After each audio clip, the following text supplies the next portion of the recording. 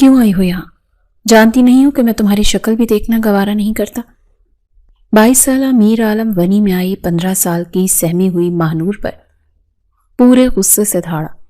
یہ شادی سزا نہیں ہے، سزا تو تب ہوتی جب میں اپنے بھائی کی جان کا بدلہ جان سے لے پاتا۔ جاؤ اور دوبارہ کبھی مجھے اپنی صورت مت دکھانا۔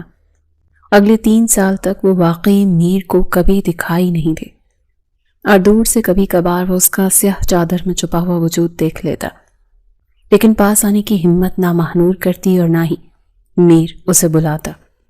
لڑکی ادھر آؤ، شام کو میر عالم کی دوسری شادی کی مہندی ہے۔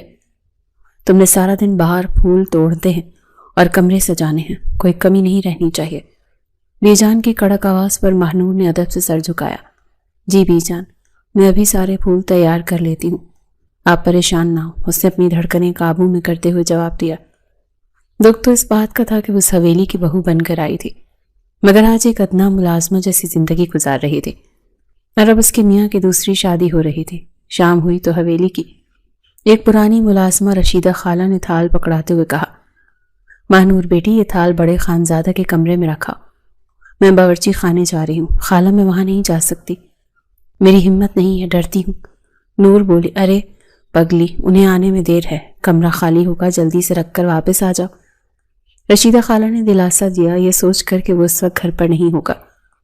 ماہنور ڈرتی ڈرتی چلی آئی، مگر اسے اچانک مطالعے کے کمرے سے نکلتا دیکھ ماہنور کی تو جیسے جان ہی نکل گئی، جبکہ میر تو اس حسین دوشیزہ کو دیکھ کر پوری طرح متحیر ہو گیا تھا، جو ان 3 سالوں میں اتنا بدل گئی تھی اور اب بچپن کی حدود سے نکل کر ایک خوبصورت عورت بن چکی تھی۔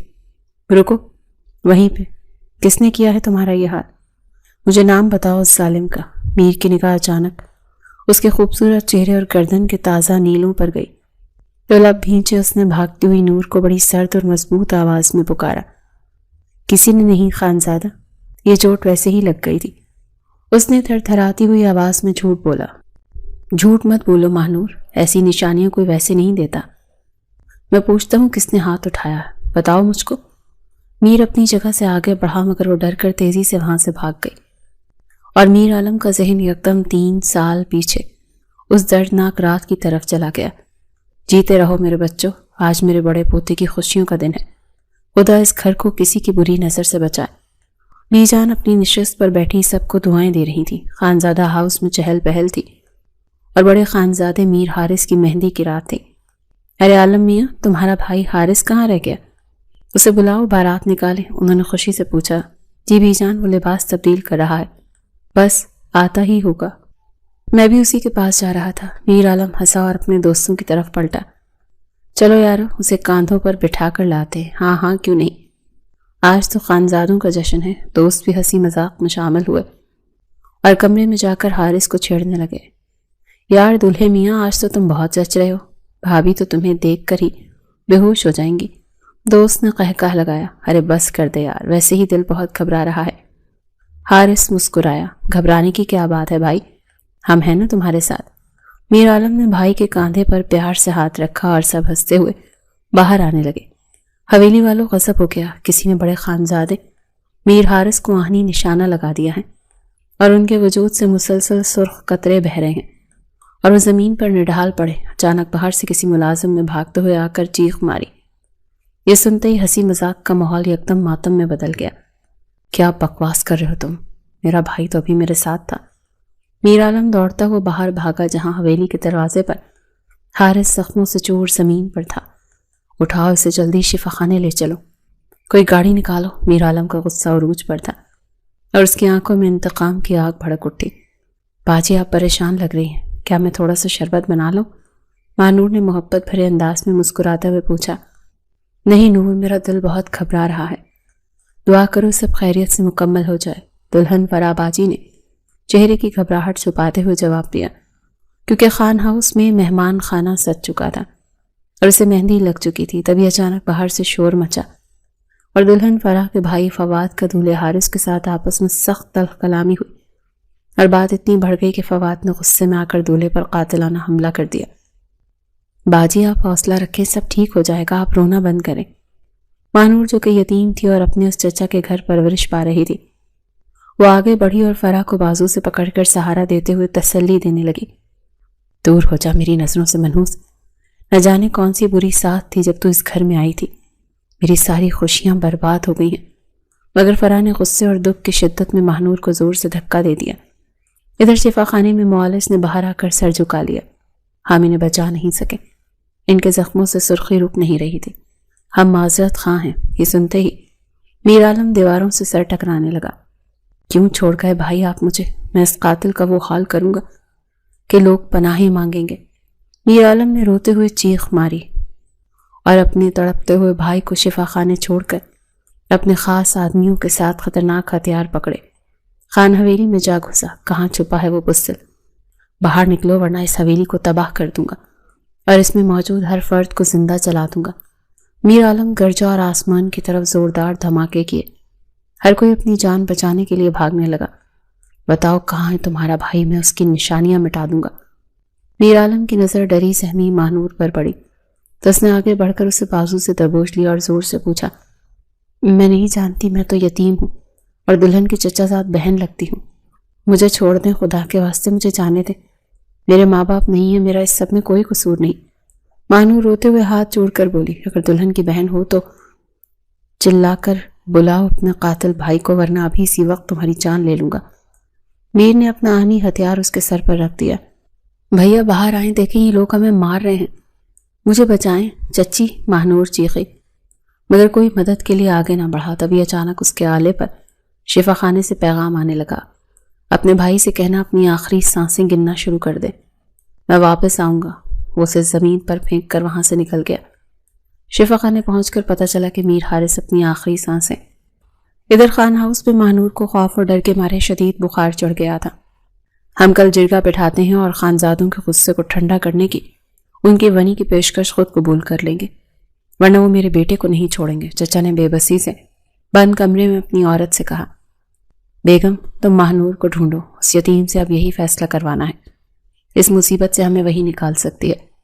چچی نے حامی بھری اور خوفزدہ آواز میں بولی، آپ فکر نہ کریں، میں اس ونی بنا کر بھیج دوں گی، بس میرا بیٹا بچا رہے کسی طرح۔ نور نے بستر پر پڑے پڑے دل ہی دل میں سوچا، بیچاری فرح باجی کی تو ساری زندگی برباد ہو گئی، پہلے شادی ٹوٹی اور اب ان کو ونی بن کر سزا بھگتنی پڑے گی۔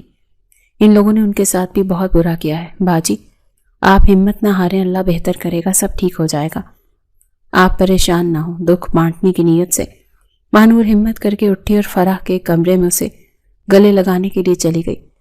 تم یتیم ہو اور یتیم ہی رہو گی، میری ہمدردی کرنے کی ضرورت نہیں ہے، جاؤ میرے کمرے سے باہر، نحوست پھیلانے والی لڑکی۔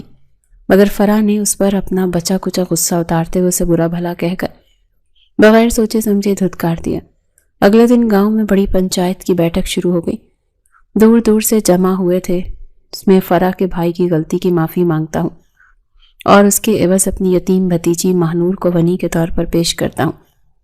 ہمارے پاس یہی راستہ ہے، چچا نے بھری پنچایت کے سامنے بے شرمی سے اعلان کیا اور اسے ایک ٹھنڈے جملے نے یتیم ماہنور کی دنیا تباہ کر دی۔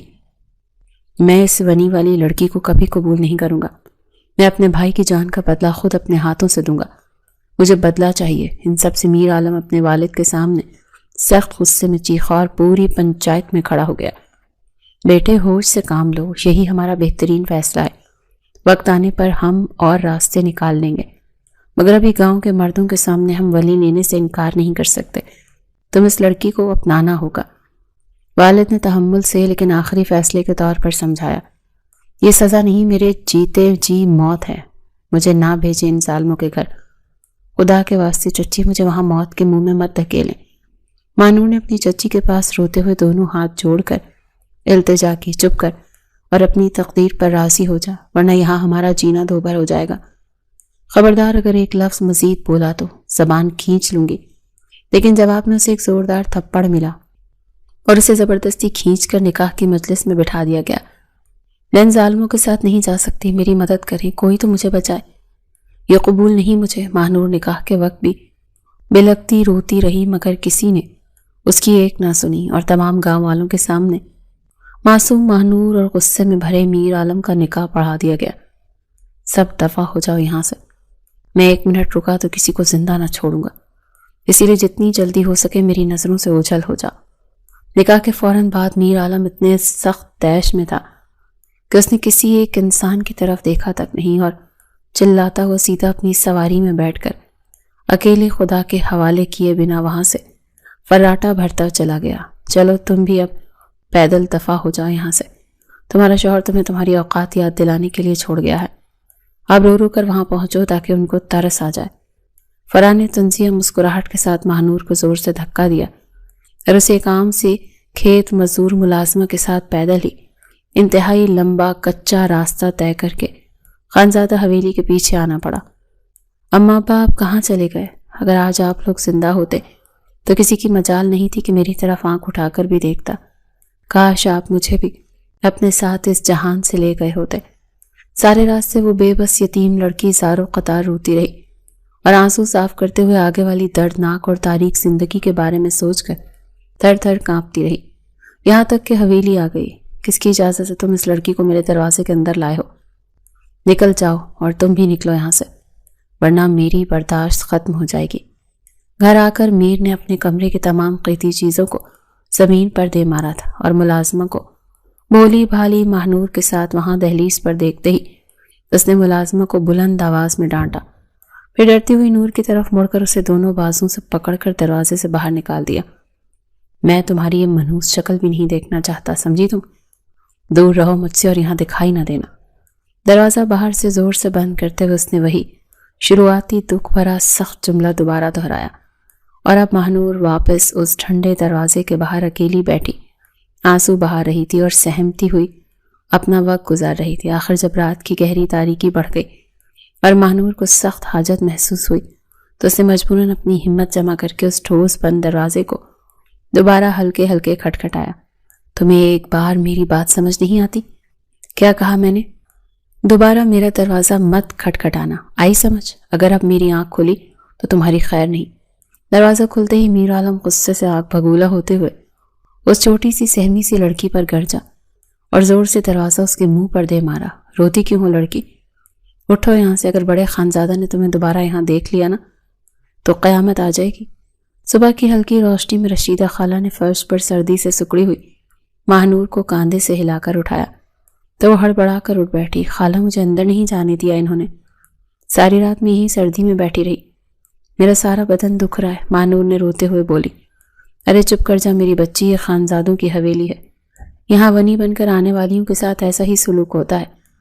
چل میرے ساتھ پیچھے ملازموں کے کوارٹر میں، تجھے کچھ کھانے کو دوں۔ رشیدہ خالہ اسے سہارا دے کر اٹھانے لگی کہ اچانک پیچھے سے کڑکدار آواز آئی، رک جاؤ رشیدہ، اسے کوئی سہارا دینے کی ضرورت نہیں۔ بی جان اپنے کمرے سے نکل کر برآمدے میں آ چکی تھی اور ان کی آنکھوں میں ماہنور کے لیے شدید نفرت تھی۔ جی بی جان، میں تو بس اسے، بی جان نے ہاتھ کے اشارے سے رشیدہ کو چپ کروایا اور ماہنور کے قریب آ کر نفرت سے بولی، سن لو لڑکی، تم اس گھر کی بہو نہیں ہو، تم ہمارے ماتھے پر لگا وہ داغ ہو جسے ہم مٹا نہیں سکتے، اسی لیے آج کے بعد تمہارا اس حویلی کے اندرونی حصے میں آنا جانا بالکل بند ہے۔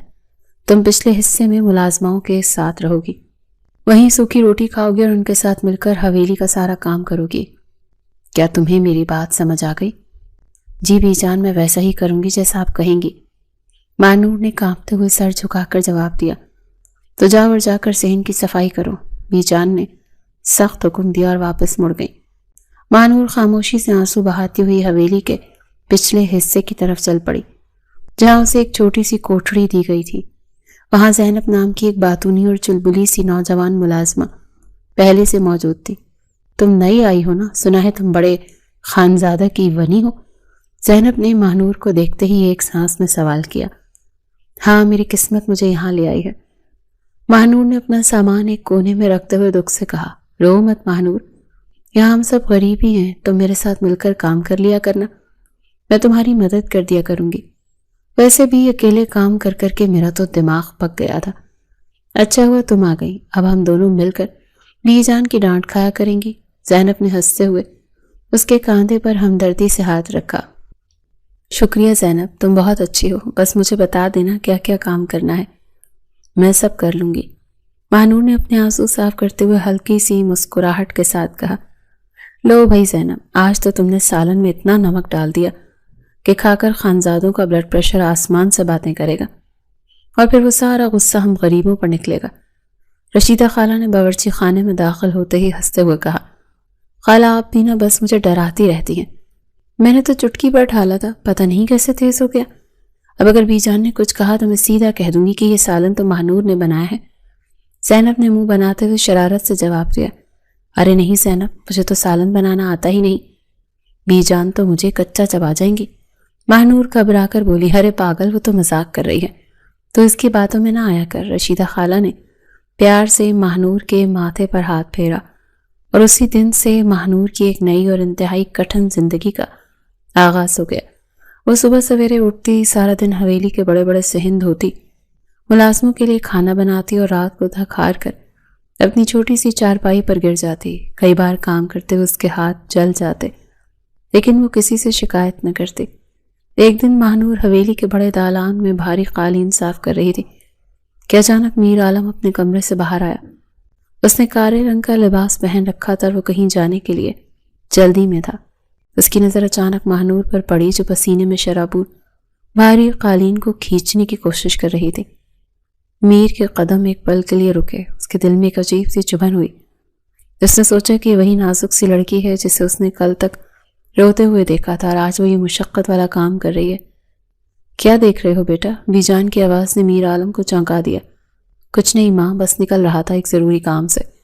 میر نے اپنی نگاہیں چرائیں۔ ادھر ادھر دھیان دینے کی ضرورت نہیں ہے میر، تم بس اپنے کام پر توجہ دو، اور ویسے بھی میں نے تمہارے لیے خوشخبری سوچی ہے، بی جان نے مسکراتے ہوئے کہا۔ کیسی خوشخبری ماں؟ میر نے الجھن سے پوچھا۔ میں تمہاری دوسری شادی کے بارے میں سوچ رہی ہوں، ہماری ہی برادری میں ایک بہت اچھی لڑکی ہے، تم کہو تو بات پکی کر دوں؟ بی جان نے اس کے کاندھے پر ہاتھ رکھتے ہوئے کہا، ماں ابھی ان باتوں کا وقت نہیں ہے، میرے بھائی کے جانے کا دکھ ابھی تازہ ہے۔ میر نے قدرے سنجیدگی سے جواب دیا، وہ دکھ کبھی ختم نہیں ہوگا میر میرے بچے، لیکن زندگی رکتی نہیں ہے۔ تم اس لڑکی کو بھول جاؤ، وہ اب اس گھر کی ملازمہ سے بڑھ کر کچھ نہیں ہے۔ تم اپنی نئی زندگی شروع کرو، میں آج ہی ان لوگوں سے بات کرتی ہوں۔ بی جان نے حتمی انداز میں کہا، جو آپ کو بہتر لگے ماں، میں آپ کے فیصلے کے خلاف نہیں جاؤں گا، ویسے بھی مجھے اس لڑکی سے کوئی ہمدردی نہیں ہے۔ میر عالم نے سرد مہری سے کہا اور حویلی سے باہر نکل گیا۔ یہ خبر حویلی کی ملازماؤں میں آگ کی طرح پھیل گئی۔ ارے ماہنور، تم نے سنا؟ بڑے خانزادہ کی دوسری شادی طے ہو رہی ہے، اب تو حویلی میں خوب رونقیں لگیں گی اور ہمیں نئے کپڑے بھی ملیں گے۔ زینب نے دوڑتے ہوئے آ کر ماہنور کو خبر دی۔ ماہنور جو اس وقت برتن دھو رہی تھی، اس کے ہاتھ ایک پل کے لیے رکے، لیکن پھر وہ دوبارہ اپنے کام میں لگ گئی۔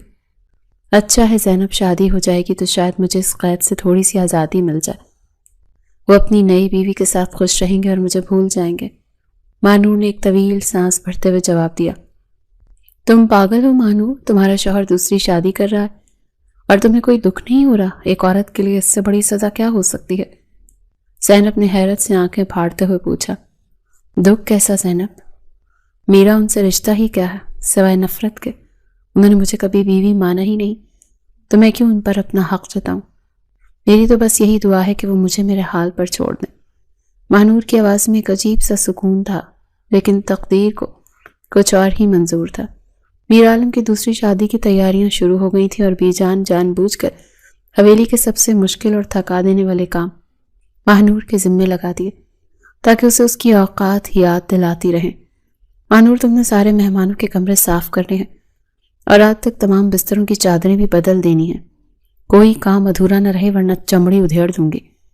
بی جان نے سخت لہجے میں حکم دیا۔ جی بی جان، میں سب کر لوں گی، آپ فکر نہ کریں، ماہنور نے سر جھکا کر کہا اور اپنے کام میں لگ گئی۔ سارا دن کام کرنے کے بعد جب وہ رات کو تھک کر اپنے کوارٹر میں واپس آئی تو اس کے قدموں میں چلنے کی ہمت نہیں تھی، مگر اسے اگلے دن کی فکر ستا رہی تھی۔ ماہنور، تم تھک گئی ہو، آؤ تھوڑا آرام کر لو، کچھ کھا لو، صبح سے تم نے پانی کا ایک گھونٹ بھی نہیں پیا۔ زینب نے اسے بیٹھنے کا اشارہ کیا۔ نہیں زینب، ابھی بہت کام باقی ہے، کل مہندی ہے اور بی جان نے کہا ہے کہ پھولوں کی ساری سجاوٹ مجھے ہی کرنی ہے۔ ماہنور نے تھکی ہوئی آواز میں کہا، اللہ پوچھے گا ان ظالموں سے، ایک معصوم جان پر اتنا ظلم کرتے ہیں، ان کا دل نہیں کانپتا؟ زینب نے غصے سے کہا۔ ایسا مت کہو زینب، یہ میری قسمت کا لکھا ہے جو مجھے بھگتنا ہے۔ بس دعا کرو کہ یہ وقت جلدی گزر جائے۔ ایسا مت کہو زینب، یہ میری قسمت کا لکھا ہے، مہنور نے بے بسی سے مسکراتے ہوئے کہا۔ اگلے دن حویلی کو دلہن کی طرح سجایا گیا تھا۔ ہر طرف گہما گہمی تھی اور مہنور ایک مشین کی طرح کام کر رہی تھی۔ چچی جان بھی مہمان بن کر حویلی میں آئی ہوئی تھی اور مہنور کو دیکھ کر انہوں نے طنزیہ مسکراہٹ کے ساتھ کہا، ارے مہنور، تو تم تو بالکل سچی مچی کی نوکرانی لگ رہی ہو۔ اچھا ہوا میرے بیٹے کی جان چھوٹ گئی۔ تو جیسی منحوس سے چچی آپ کو یہ سب کہہ کر خوشی مل رہی ہے تو شوق سے کہیں، لیکن خدا دیکھ رہا ہے، مہنور نے آنکھیں جھکا کر نرمی سے جواب دیا اور وہاں سے چلی گئی۔ شام کے وقت جب مہندی کی تقریب شروع ہونے والی تھی تبھی جان نے مہنور کو بلایا، لڑکی یہ مہندی کا تھال پکڑو اور جا کر بڑے خانزادہ کے کمرے میں رکھا۔ بی جان نے تھال اس کے ہاتھ میں تھماتے ہوئے کہا، بی جان کیا یہ کوئی اور نہیں رکھ سکتا؟ مجھے وہاں جانے سے ڈر لگتا ہے، وہ غصہ کریں گے، مہنور نے کانپتے ہوئے کہا۔ بکواس بند کرو اور جو کہا ہے وہ کرو، جلدی جاؤ، بی جان نے ڈانٹتے ہوئے کہا۔ مہنور مجبوراً وہ تھال لے کر میر عالم کے کمرے کی طرف چل پڑی۔ اس کا دل زور زور سے دھڑک رہا تھا اور اسے یاد آ رہا تھا کہ کس طرح پچھلی بار میر عالم نے اسے اس کمرے سے دھکے دے کر نکالا تھا۔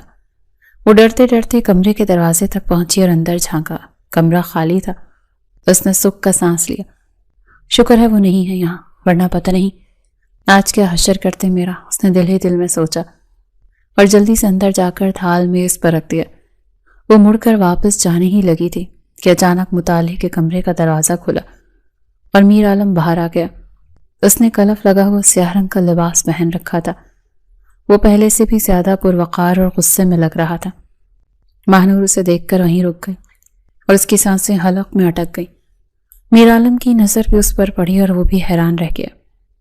ان 3 سالوں کی مشقت اور دکھ نے مہنور کے چہرے سے اس کی معصومیت نہیں چھینی تھی، بلکہ اسے ایک عجیب سا حسن بخش دیا تھا۔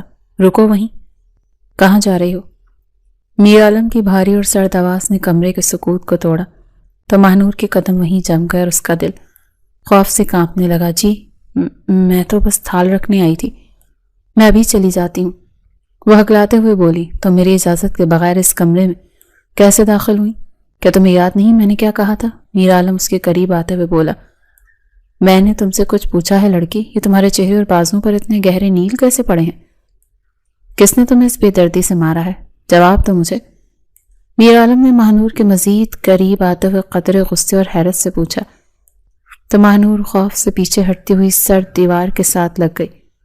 وہ تو بس میں پھسل کر گر گئی تھی، اسی لیے چوٹ لگ گئی مجھے کسی نے نہیں مارا، آپ مجھے جانے دیں، بی جان ناراض ہوں گی، مہنور نے ہکلاتے ہوئے جھوٹ بولا اور اپنی ڈبڈبائی ہوئی نظریں چرا لیں۔ جھوٹ مت بولو مہنور، میں کوئی بچہ نہیں ہوں جو تمہاری ان کھوکھلی اور بے بنیاد باتوں میں آ جاؤں گا۔ یہ کسی کے مارنے کے واضح نشان ہے اور تم مجھ سے چھپا رہے ہو۔ مجھے اس شخص کا نام بتاؤ جس نے اس حویلی میں تم پر ہاتھ اٹھانے کی جرت کی ہے۔ میر عالم نے اس کا بازو سختی سے مگر ایک عجیب سی فکر کے ساتھ پکڑ لیا۔ مجھے درد ہو رہا ہے خانزادہ، براہ کرم میرا بازو چھوڑ دیں، میں نے کہا نا کہ میں گر گئی تھی۔ آپ کو میری اتنی فکر کب سے ہونے لگی؟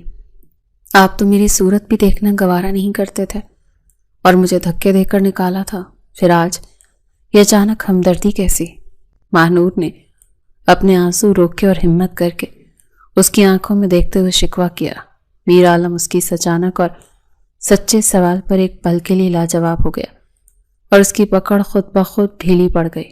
اس سے پہلے کہ میر عالم کچھ اور کہتا اس نے باہر کھڑی رشیدہ خالہ کو آواز دی، رشیدہ خالہ ادھر آؤ اور مجھے سچ سچ بتاؤ کہ اس لڑکی کو کس نے مارا ہے؟ تم جانتی ہو کہ میں جھوٹ برداشت نہیں کرتا۔ میر عالم کی گرجدار آواز سن کر رشیدہ خالہ کانپتی ہوئی اندر آئی۔ خانزادہ مجھے کچھ نہیں معلوم، میں تو بس اپنے باورچی خانے کے کاموں میں لگی رہتی ہوں۔ رشیدہ خالہ نے بھی ڈرتے ہوئے نظریں چرا لیں۔ جھوٹ مت بولو خالہ، اگر تم نے سچ نہ بتایا تو میں سارا عملہ نکال باہر کروں گا۔ میر عالم نے غصے سے کہا، ارے منحوس لڑکی، تم یہاں کیا کر رہی ہو؟ میں نے تمہیں صرف تھال رکھنے بھیجا تھا اور تم یہاں میرے بیٹے کے سر پر سوار ہو گئی؟ تجھے شرم نہیں آتی؟ اپنی اوقات بھول گئی ہے تو نکل جا یہاں سے اور دوبارہ اس حصے میں قدم مت رکھنا۔ اچانک دروازے پر بی جان کی غصے سے بھری کڑکدار آواز گونجی تو مہنور نے جلدی سے اپنا بازو چھڑایا۔ جی بی جان، میں تو بس چاہ ہی رہی تھی۔ وہ مانور گھبراہٹ میں اپنے الفاظ پورے نہ کر سکی اور تیزی سے نظریں جھکائے کمرے سے باہر بھاگ گئی۔ ماں، آپ نے اسے کیوں ڈانٹا؟ میں اس سے بس یہ پوچھ رہا تھا کہ اس کے چہرے پر یہ زخموں کے نشان کیسے آئے ہیں؟ کسی نے اسے بہت بری طرح مارا ہے؟ میر عالم نے اپنی ماں کی طرف مڑتے ہوئے قدرے الجھن اور غصے سے پوچھا تھا۔ ارے بیٹا، تو کیوں اس دشمن کی بیٹی کی اتنی فکر کر رہا ہے؟ کسی ملازم سے لڑ پڑی ہوگی یا واقعی کام کرتے ہوئے گر گئی ہوگی۔ ہمیں اس سے کیا؟ تو بس اپنی آنے والی دلہن کے بارے میں سوچ۔ کل تیری بارات جانی ہے اور تو یہاں اس منحوس کے زخم گن رہا ہے۔ یہ تیرے بھائی کے قاتلوں کے خاندان سے ہے، اسے مت بھول۔ بی جان نے پاس آ کر اس کے ماتھے کو چوما اور بات ٹالنے کی کوشش کی۔ ماں، مجھے سمجھ نہیں آ رہا کہ میرا دل اتنا بے چین کیوں ہو رہا ہے۔ اس کے چہرے کے وہ نیل دیکھ کر مجھے ایسا لگا جیسے کسی نے میرے دل پر ضرب لگائی ہو۔ مجھے اس سے اتنی ہمدردی کیوں محسوس ہو رہی ہے؟ میں تو اس سے شدید نفرت کرتا تھا۔ میر عالم نے صوفے پر بیٹھتے ہوئے اپنے بالوں میں ہاتھ پھیرا اور انتہائی الجھے ہوئے انداز میں اپنے دل کا حال بیان کیا۔ یہ سب تیرا وہم ہے میرے بچے، تو بہت نرم دل ہے نا، اسی لیے تجھے اس کی حالت زار پر ترس آ رہا ہے، بس اور کوئی بات نہیں۔ چل اب جلدی سے سو جا، کل بہت بڑا دن ہے اور ہمیں بہت سی تیاریاں کرنی ہیں، صبح سویرے اٹھنا ہے۔ بی جان نے اسے تسلی دی اور کمرے سے چلی گئی، لیکن میر عالم کی آنکھوں سے نیند کوسوں دور جا چکی تھی۔ وہ ساری رات بستر پر کروٹیں بدلتا رہا اور ماہنور کا معصوم اور زخمی چہرہ بار بار اس کی آنکھوں کے سامنے آتا رہا۔ رات کے پچھلے پہر جب وہ چھت پر کھڑا اکیلا ٹہل رہا تھا تو اس کا دوست ولید وہاں آ گیا۔ کیا بات ہے خانزادہ، کل تیری شادی ہے اور تو یوں پریشان کھڑا ہے جیسے کوئی بہت بڑا بوجھ سر پر ہو؟ ولید نے اس کے کاندھے پر ہاتھ رکھتے ہوئے پوچھا۔ ولید، کچھ سمجھ نہیں آ رہا، میرا دل اور دماغ ایک عجیب سی جنگ لڑ رہے ہیں۔ میں اس لڑکے سے نفرت کرنا چاہتا ہوں جس کے خاندان نے مجھ سے میرا بھائی چھینا ہے، لیکن جب میں اسے تکلیف میں دیکھتا ہوں تو میری اپنی جان نکلنے لگتی ہے۔ میر عالم نے بے بسی سے اپنے دوست کی طرف دیکھا۔ ارے یار، تو سچ میں محبت میں گرفتار ہو چکا ہے، لیکن اب تو بہت دیر ہو چکی ہے، کل تیری بارات ہے، اب ان جذباتی باتوں کا کوئی فائدہ نہیں، تو بس اپنے خاندان کی عزت کا سوچ اور جا کر سو جا۔ ولید نے اسے سمجھایا اور وہاں سے چلا گیا۔ اگلے دن حویلی میں بارات کی تیاریاں عروج پر تھیں۔ سب ملازماؤں نے بھی نئے اور صاف ستھرے کپڑے پہنے ہوئے تھے۔ مانور اپنے چھوٹے سے کمرے میں خاموشی سے بیٹھی تھی کہ اچانک اس کی چچی جو مہمان بن کر آئی تھی وہاں آ گئی۔ ارے مانور، تو سچی مچی کی نوکرانی بن گئی ہے۔ میں نے سوچا تو شاید خانزادہ تجھے بیوی کا درجہ دے گا، لیکن تیری اوقات تو اس حویلی کے برتن دھونے کی ہی ہے۔ دیکھ، آج میرا بیٹا تو بچ گیا اور تو یہاں غریبوں کی طرح بیٹھی ہے۔ چچی نے انتہائی طنزیہ اور زہریلے لہجے میں کہا۔ چچی جان، آپ کو خوشی مل رہی ہے تو شوق سے ہنس لیں، لیکن یاد رکھیں کہ وقت ہمیشہ ایک سا نہیں رہتا۔ میرا رب دیکھ رہا ہے، ماہنور نے نظریں جھکائے انتہائی بردباری سے جواب دیا۔ ارے جا جا، بڑی آئی نیک پروین بننے والی، اب جلدی سے جا کر مہمانوں کے لیے شربت بنا۔ چچی یہ کہتی ہوئی باہر نکل گئیں۔ تھوڑی دیر بعد زینب وہاں آئی۔ ارے واہ مانور، آج تو تم بہت ہی پیاری لگ رہی ہو، اس سادے سے جوڑے میں بھی تمہارا حسن چاند کی طرح چمک رہا ہے۔ زینب نے مانور کو تیار ہوتے دیکھ کر خوشی سے کہا۔ زینب، تم بھی نا بس مجھے خوش کرنے کے لیے کچھ بھی کہہ دیتی ہو۔ مجھ غریب کے پاس کہاں حسن ہے، یہ تو بس پرانے کپڑے ہیں جو رشیدہ خالہ نے مجھے دیے تھے۔ مانور نے ہلکی سی مسکراہٹ کے ساتھ جواب دیا اور اپنے دوپٹے کو درست کیا۔ نہیں مانور، سچی مچی تم آج اتنی خوبصورت لگ رہی ہو کہ اگر خانزادہ تمہیں دیکھ لے تو اپنی نئی دلہن کو بھول جائے۔ زینب نے شرارت سے آنکھ ماری۔ ارے بس کر دے زینب، کیوں غریب کو ستاتی ہے؟ وہ تو ویسے ہی اتنی اداس ہے کہ رشیدہ خالہ نے چولہے پر روٹیاں بناتے ہوئے ٹوکا۔ نہیں خالہ، میں تو سچ کہہ رہی ہوں، آپ خود دیکھیں، ہماری ماہنور کسی شہزادی سے کم نہیں لگ رہی۔ زینب نے ضد کرتے ہوئے کہا۔ چپ کر جا پاگل لڑکی، اگر بی جان یا کسی اور نے تیری یہ بکواس سن لی نا تو میری کھال ادھیڑ دے گا۔ چل جلدی کر، ہمیں بارات کے ساتھ جانے والی گاڑیوں میں سامان بھی رکھوانا ہے، مانور نے جلدی سے کہا اور ڈرتے ہوئے باہر کی طرف چل پڑی۔ جب وہ سامان رکھوا کر مڑی تو سامنے ہی میر عالم کھڑا تھا۔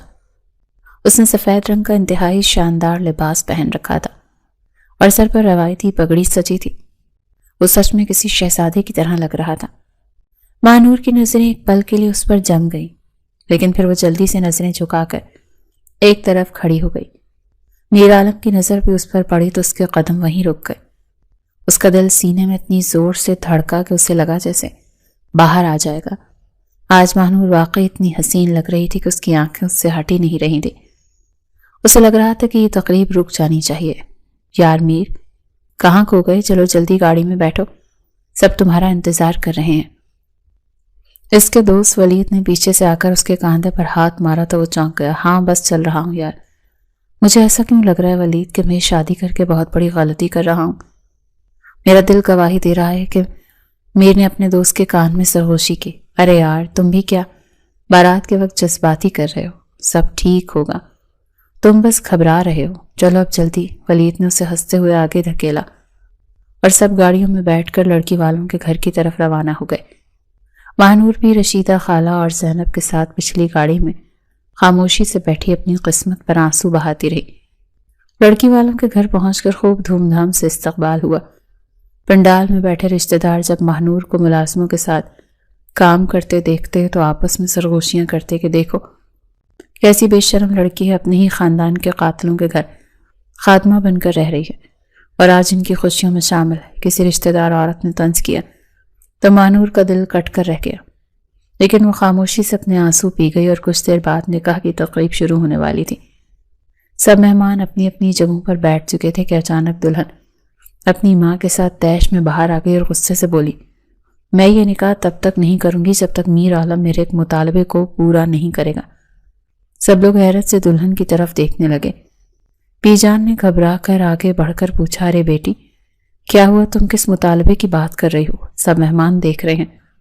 چلو اندر جاؤ، میری شرط یہ ہے کہ میر عالم ابھی اور اسی وقت سب کے سامنے اس ونی کی گئی لڑکی ماہنور کو طلاق دے گا۔ میں کسی صورت یہ برداشت نہیں کروں گی کہ میرے شوہر کے نام کے ساتھ کسی اور عورت کا نام بھی جڑا ہو۔ میں کوئی دوسری بیوی بن کر نہیں رہوں گی۔ دلہن نے انتہائی تکبر اور ضدی لہجے میں اعلان کیا تو پنڈال میں سناٹا چھا گیا۔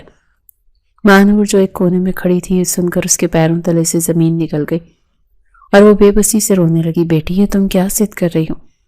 وہ تو محض ایک ملازمہ کی طرح ہمارے گھر میں پڑی ہے، اس کی کوئی حیثیت نہیں ہے۔ تم اس کی وجہ سے اپنا نکاح مت روکو۔ بی جان نے دلہن کی ماں کے ہاتھ جوڑتے ہوئے منت کی، نہیں بی جان، میری بیٹی بالکل ٹھیک کہہ رہی ہے۔ اگر میر عالم کو یہ رشتہ چاہیے تو اسے اس لڑکی کو ابھی کے ابھی طلاق دینی ہوگی، ورنہ آپ لوگ اپنی بارات واپس لے جا سکتے ہیں۔ دلہن کی ماں بھی اپنی بیٹی کی حمایت میں کھڑی ہو گئی۔ رشتہ داروں میں چہمگوئیاں شروع ہو گئیں کہ یہ کیا تماشا بن گیا۔ میر عالم جو یہ سب سن کر غصے سے کانپ رہا تھا، آگے بڑھا اور انتہائی بلند اور گرجدار آواز میں بولا، میر عالم خانزادہ کبھی کسی کے دباؤ میں آ کر فیصلہ نہیں کرتا۔ میں نے اس لڑکی کو ایک بار اپنے نکاح میں قبول کیا اور اب چاہے جو بھی ہو جائے میں اس معصوم کو طلاق نہیں دوں گا۔ میر یہ تم کیا کہہ رہے ہو؟ ہوش میں آؤ۔ ایک معمولی سی لڑکی کے لیے تم اس خاندان میں ہماری بے عزتی کروا رہے ہو۔ بی جان نے روتے ہوئے میر کا بازو پکڑا۔ ماں بے عزتی وہ لوگ کر رہے ہیں جو مجھ پر بھری محفل میں اپنی شرطیں تھوپ رہے ہیں۔ مجھے یہ شادی اور یہ شرط ہرگز منظور نہیں۔ چلو سب واپس چلتے ہیں۔ میر عالم نے حتمی فیصلہ سنایا اور پنڈال سے باہر کی طرف چل پڑا۔ دونوں خاندانوں کے معززین نے بہت سمجھانے کی کوشش کی، لڑکی والے بھی پریشان ہوئے، لیکن میر عالم اپنے فیصلے سے 1 انچ پیچھے نہ ہٹا اور یوں بارات بغیر دلہن کے خالی ہاتھ حویلی واپس آ گئی۔ واپسی کے سفر میں گاڑی کے اندر ایک طوفانی خاموشی تھی جسے میر عالم کے والد نے توڑا۔ تم نے کیا بے وقوفی کی ہے میر عالم؟ تم نے بھری محفل میں ہمارا تماشا بنا دیا۔ تم اس ایک ادنا سی لڑکی کی خاطر اتنے بڑے خاندان سے رشتہ توڑ آئے ہو۔ کیا جواب دوں گا میں لوگوں کو؟ والد غصے سے پھٹ پڑے۔ ابا جان، عزت اس میں نہیں کہ ہم کسی کے سامنے جھک کر ان کی ناجائز شرطیں مان لیں۔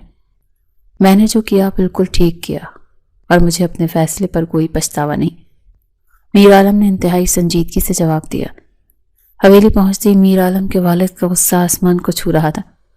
تم نے یہ کیا کیا میر عالم؟ پورے گاؤں میں ہماری ناک کٹوا دی۔ کل ولیمے کی دعوت ہے، سارے رشتہ دار اور گاؤں والے آئیں گے، ہم انہیں کیا منہ دکھائیں گے کہ بارات خالی واپس آ گئی ہے؟ والد نے غصے سے دھاڑتے ہوئے کہا، ابا جان آپ کو پریشان ہونے یا کسی کو منہ دکھانے کی کوئی ضرورت نہیں ہے، کیونکہ کل ولیمہ ہر حال میں ہوگا۔ میر عالم نے انتہائی پرسکون اور مضبوط لہجے میں جواب دیا، کیا بکواس کر رہے ہو تم؟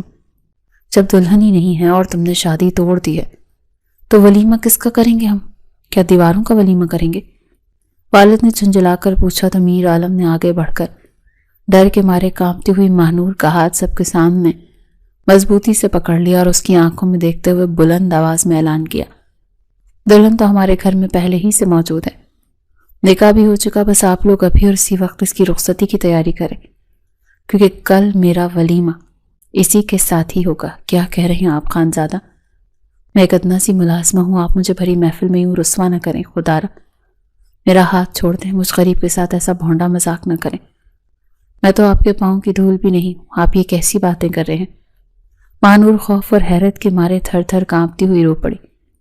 جب میر عالم نے سب رشتہ داروں کے سامنے اس کا ہاتھ پکڑ کر اسے اپنی دلہن تسلیم کیا اور اس کی آنکھوں میں آنسو آ گئے۔ بکواس بند کرو لڑکی، جو میں نے کہہ دیا سو کہہ دیا، اب تم اس حویلی کی نوکرانی نہیں بلکہ میری منکوحہ اور اس گھر کی عزت ہو، جاؤ اور جا کر ولیمے کی تیاری کرو۔ میر عالم نے اس کا ہاتھ نرمی سے چھوڑتے ہوئے قدرے بلند آواز میں سب کو سنا کر کہا اور اپنے کمرے کی طرف چل پڑا۔ ارے غضب ہو گیا بی جان، یہ لڑکا تو پاگل ہو گیا ہے، اس دشمن کی بیٹی کے سر پر بٹھا رہا ہے، یہ کیا تماشا لگا رکھا ہے اس نے، ہماری تو ناک کٹ گئی برادری میں، رشتہ داروں میں چہمگوئیاں ہو گئیں۔ تو میر عالم کے والد غصے سے آگے بڑھے، تم نے ہمارے خاندان کا وقار مٹی میں ملا دیا میر عالم، ایک خادمہ کو ہمارے برابر بٹھا دیا، یہ میں ہرگز برداشت نہیں کروں گا۔ ابا جان، عزت انسان کے اعمال سے ہوتی ہے، خاندانی ناموں سے نہیں، اور یہ لڑکی میرے نکاح میں ہے، میری عزت ہے، اسی لیے اس پر انگلی اٹھانا مجھ پر انگلی اٹھانا ہے۔ میر عالم نے پلٹ کر انتہائی مضبوط اور دو ٹوک لہجے میں اپنے والد کو جواب دیا تو وہ بے بسی سے سر جھٹک کر رہ گئے۔ بس کر دو، تم سب بکواس بند کرو اپنی، جو میرے بیٹے نے فیصلہ کر لیا وہی حتمی ہے، کوئی اس کے خلاف بات نہیں کرے گا۔ رشیدہ لے جاؤ اس لڑکی کو اور کل کے لیے تیار کرو۔ بی جان نے بادل نخاس غصے سے کانپتے حکم دیا، سر پکڑ کر صوفے پر بیٹھ گئی۔ رات بھر ماہنور اپنی چھوٹی سی کوٹری میں روتی رہی اور سوچتی رہی کہ یا اللہ، یہ کیسا نیا امتحان ہے۔ وہ شخص جو میری صورت نہیں دیکھنا چاہتا تھا، آج اس نے مجھے سب کے سامنے اپنا لیا۔ کیا وہ مجھ سے کوئی نیا انتقام لینا چاہتا ہے، یا یہ کوئی نئی سازش ہے؟ کیا وہ مجھے کل کسی اور بڑی سزا سے دوچار کرنے والا ہے؟ رو مت ماہنور، تیری تو قسمت جاگ گئی ہے، کل تک تو اس حویلی کی خادمہ تھی اور آج تو اس گھر کی مالکن بننے جا رہی ہے۔ تو بڑی خوش قسمت نکلی، زینب نے خوشی سے اس کے آنسو صاف کرتے ہوئے کہا۔ تجھے کیا پتا زینب، یہ بڑے لوگ ہیں اور ان کے دلوں میں کیا چل رہا ہوتا ہے کوئی نہیں جانتا، یہ لوگ کسی کو یوں ہی خوشی نہیں دیتے، مجھے تو اس خانی لباس سے زیادہ یہ پرانے کپڑے ہی سکون دیتے ہیں، کم از کم ان میں میری جان تو محفوظ ہے۔ ماہنور نے ہچکیاں لیتے ہوئے جواب دیا۔ ارے پاگل لڑکی، تو کیوں برے خیال دل میں لاتی ہے؟ اللہ نے تیری سن لی ہے، تیری دعائیں رنگ لے آئی ہیں، اب دیکھنا خانزادہ تجھے رانی بنا کر رکھے گا، تو بس کل کے لیے اچھے سے تیار ہو جا۔ رشیدہ خالہ نے پیار سے اس کے ماتھے کو چوما اور اسے دلہن کا قیمتی لباس پہنانے لگی۔ تبھی دروازے پر بی جان کھڑی نظر آئی۔ زیادہ خوش ہونے کی ضرورت نہیں ہے لڑکی، یہ مت سمجھنا کہ میرے بیٹے نے تمہارا ہاتھ پکڑ لیا تو تم اس گھر کی مالکن بن گئی ہو، میری نظروں میں تم آج بھی وہی ہو جہاں کل تھی۔ بی جان نے زہر خوند لہجے میں کہا۔ بی جان، میں نے کبھی مالکن بننے کا خواب نہیں دیکھا، میں تو بس سکون چاہتی ہوں اور میں ویسے ہی رہوں گی جیسے آپ کہیں گی، ماہنور نے ڈرتے ہوئے نظریں جھکا کر کہا۔ اگلے دن ولیمے کی عظیم الشان تقریب تھی اور ماہنور کسی حور کی طرح سجی دھجی بڑی سی کرسی پر سر جھکائے بیٹھی تھی۔ ہر کوئی اس کے حسن کی تعریفیں کر رہا تھا تو کوئی اس کے ماضی پر طنز کر رہا تھا کہ دیکھو کیسے دشمن کی بیٹی کو سر پر بٹھا لیا، ان خانزادوں کا بھی کوئی دین ایمان نہیں ہے۔ رشتہ دار عورتیں سرگوشیاں کر رہی تھیں کہ میر عالم جب مہمانوں سے مل کر اس کی طرف آیا تو اس کے قدم وہیں رک گئے۔ اس نے سرخ اور سنہری رنگ کا لباس پہن رکھا تھا اور اس کا چہرہ کسی چودھویں کے چاند کی طرح دمک رہا تھا۔ میر عالم کا دل اتنی زور سے دھڑکا کہ اسے لگا جیسے اس کی پسلیاں توڑ کر باہر آ جائے گا۔ یار ولی، مجھے آج احساس ہو رہا ہے کہ میں نے ان 3 سالوں میں اس ہیرے کو کیوں نہیں پہچانا، میں نے اسے کتنا دکھ دیا ہے، میں تو اس کی محبت میں پوری طرح گرفتار ہو چکا ہوں، مجھے لگتا ہے میرا کل کا فیصلہ غصے کا نہیں بلکہ میرے دل کی سچی آواز تھی، وہ سچ میں میری جان ہے۔ میر عالم اپنے دوست کے کان میں سرگوشی کی اور اس کی نظریں ماہنور کے جھکے ہوئے چہرے سے نہیں ہٹ رہی تھی۔ خانزادہ لوگ کیا کہہ رہے ہیں؟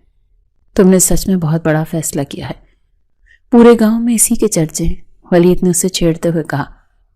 مجھے لوگوں کی پرواہ نہیں ہے ولید، مجھے بس اس کی پرواہ ہے جس کے ساتھ میں نے زیادتی کی ہے۔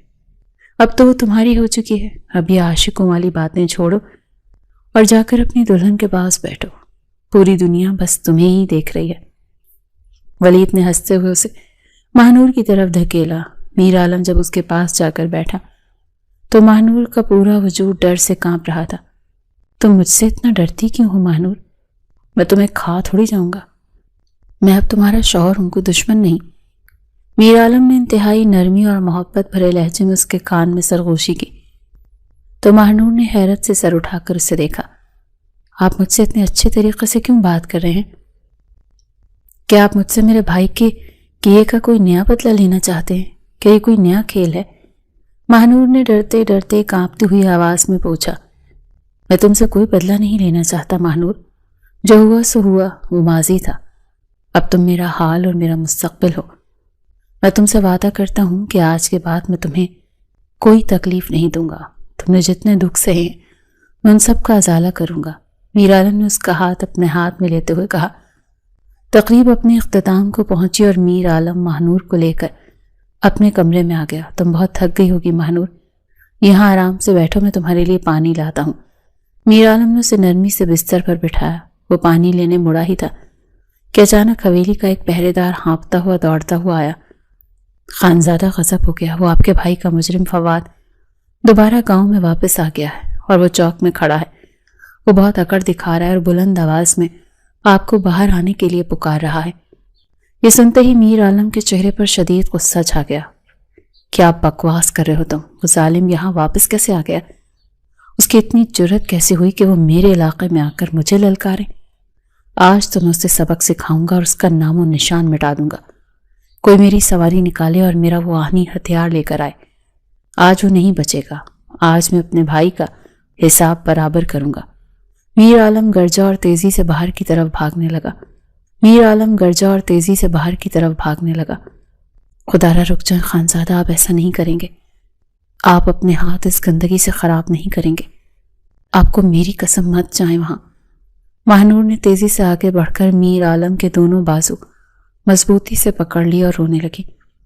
مجھے چھوڑ دو ماہنور، آج مجھے مت روکو، اس شخص نے میرے جوان بھائی کو ہم سے چھینا ہے، میں اسے نہیں چھوڑوں گا، آج اس کا انجام پکا ہے، تم بیچ میں مت آؤ۔ میر عالم نے غصے سے اپنے بازو چھڑانے کی کوشش کی۔ آپ نے بھی مجھ سے وعدہ کیا تھا کہ آپ مجھے کوئی دکھ نہیں دیں گے۔ کیا آپ مجھے بیوہ کر کے ساری زندگی کے لیے رلانا چاہتے ہیں؟ کیا آپ چاہتے ہیں کہ میں بھی آپ کے بغیر ساری عمر روتی رہوں؟ آپ قانون کے محافظوں کو بلائیں، وہ اسے پکڑ لیں گے، لیکن آپ کوئی غلط قدم نہیں اٹھائیں گے، اپنے ہاتھوں پر کوئی داغ مت لگنے دیں۔ میں آپ کی منت کرتی ہوں خدارا اپنے بھائی کو روکیے، میں آپ کی منت کرتی ہوں خدارا اپنے آپ کو روکیے۔ ماہنور اس کے قدموں میں بیٹھ گئی اور زاروں قطار ہونے لگی۔ اس کی سچی محبت اور ڈر دیکھ کر میر عالم کا غصہ پانی کی طرح بہہ گیا اور اس نے ماہنور کو اپنے بازو میں اٹھا لیا۔ رو مت میری جان، میں کہیں نہیں جا رہا، میں تمہاری بات مان لیتا ہوں، میں تمہاری خاطر اپنے انتقام کی آگ بجھا رہا ہوں۔ ولید، تم فوراً محافظوں کو خبر کرو اور اس سے پکڑوا کر عدالت کے حوالے کرو، میں اپنے ہاتھ اس کے وجود سے گندے نہیں کروں گا۔ میر عالم نے ماہنور کے آنسو صاف کرتے ہوئے حتمی فیصلہ سنایا۔ اگلے دن سرکاری محافظوں نے فواد کو گرفتار کر لیا اور اسے عدالت لے گئے۔ پورے گاؤں میں سکون چھا گیا۔ میر عالم محافظ خانے میں سارا معاملہ نمٹانے گیا ہوا تھا اور حویلی میں ماہنور اکیلی تھی۔ تو نے میرے بیٹے پر کالا جادو کر دیا ہے نا، آج میں تیرا وہ حال کروں گی کہ تو ساری زندگی یاد رکھے گی۔ بی جان اسے بالوں سے پکڑ کر گھسیٹتی ہوئی باورچی خانے میں لے آئی۔ بی جان مجھے چھوڑ دیں، میں نے کیا کیا ہے، مجھ پر رحم کریں۔ ماہنور رونے لگی۔ تو نے میرے بیٹے کو بزدل بنا دیا، وہ اپنے بھائی کا حساب لینا بھول گیا۔ بی جان اندھی ہو چکی تھی۔ میر عالم جب محافظ خانے سے سارا معاملہ نمٹا کر مطمئن دل کے ساتھ حویلی واپس آیا تو اندر داخل ہوتے ہی اسے ماہنور کی دلسوز چیخ سنائی تھی۔ وہ تیزی سے आवाज़ की से मैं भागा तो देखा कि बीजान बावर्ची खाने में गुस्से से पागल हो रही और उन्होंने महानूर का नर्म और नाजुक हाथ गरम इस्त्री पर रखा हुआ है और वो दर्द से तड़प रही। हाय अल्लाह बीजान, मुझे छोड़ दें, मेरा हाथ जल रहा है, खुदा ना मुझ पर रहम करे, मैंने कोई गलती नहीं की, मुझे मत जलाएं। बीजान महानूर दर्द से बिलक रही थी। रशीदा खाला उसे बचाने की कोशिश कर रही थी, मगर बीजान उन्हें भी धक्के दे रही थी। ये सब क्या हुआ रहा है, ये सब क्या हो रहा है यहाँ? मेरी बीवी को छोड़ दे माँ, आप पागल हो गई हैं क्या? आपको जरा भी रहम नहीं आता? मीर आलम एक बिफरे हुए शेर की तरह आगे बढ़ा और उसने स्त्री को जोर से दीवार पर दे मारा। तू मेरी नाफरमानी कर रहा है इस दुश्मन की बच्ची के लिए? इसने तुझे अपने जादू में फंसा लिया, तू अपने भाई का हिसाब भूल गया और इस लड़की को सर का ताज बना लिया। मैं इसे जिंदा नहीं छोड़ूंगी। बीजान गुस्से से चीखी, माँ इसने मुझे कल मुजरिम बनने से रोका है, ये मेरी इज्जत है, मेरी जान बचाई है इसने। और आज के बाद सुन लें सब लोग जो इस हवेली में मौजूद हैं, अगर किसी ने मेरी महानूर की तरफ आंख उठाकर भी देखा या इसे कोई नुकसान पहुंचाने की कोशिश की तो मुझसे बुरा कोई नहीं होगा। मैं इस हवेली की ईंट से ईंट बजा दूंगा और किसी को माफ नहीं करूंगा। मीर आलम इतनी जोर से गरजा कि पूरी हवेली में सन्नाटा छा गया। आओ महानूर मेरी जान, मैं तुम्हें शिफा खाने ले चलता हूँ। तुम्हारा हाथ बहुत जल गया है, मुझ पर भरोसा रखो, अब कोई तुम्हें हाथ नहीं लगाएगा। वो जल्दी से अपनी बाहों में उठाकर शिफा खाने की तरफ दौड़ा। शिफा खाने में मरहम पट्टी के बाद जब वो रात को वापस अपने कमरे में आए तो महानूर अब भी दर्द और खौफ से सहमी हुई बिस्तर पर बैठी थी। उसे लग रहा था कि शायद बीजान दोबारा आकर उसे मारेंगे। मीर आलम उसके पास आया और बड़ी नरमी से उसका जख्मी हाथ अपने हाथों में ले लिया। मुझे माफ़ कर दो महानूर, मैंने और मेरे ख़ानदान ने तुम पर बहुत जुल्म किए हैं। मैं तुम्हारा गुनहगार हूँ, मुझे सज़ा दे दो, लेकिन मुझसे दूर मत भागो। अब मैं बदल चुका हूँ, मुझे तुमसे बेपनाह मोहब्बत हो गई है और अब कोई तुम्हें मुझसे अलग नहीं कर सकता। मैं हर कदम पर तुम्हारा साथ दूंगा। मीर आलम ने उसके हाथ पर बोसा देते हुए इंतहाई मोहब्बत से कहा, क्या आप सच कह रहे हैं खानज़ादा? क्या वाकई मेरे दुखों का वक्त ख़त्म हो गया? क्या अब कोई मुझे नहीं मारेगा? महानूर ने अपने आंसू साफ करते हुए मासूमियत से पूछा। हाँ मेरी जान, बिल्कुल सच कह रहा हूँ। अब हमारी ज़िंदगी का एक नया और खूबसूरत दौर शुरू होगा जहाँ सिर्फ मोहब्बत होगी, कोई गम नहीं होगा। तुम मेरी मलका बनकर रहोगी और मैं तुम्हारा साया बनकर रहूँगा। मीर आलम ने मुस्कुराते हुए उसे अपने गले से लगा लिया और वादा किया कि अब कोई तकलीफ उस तक नहीं पहुँचेगी।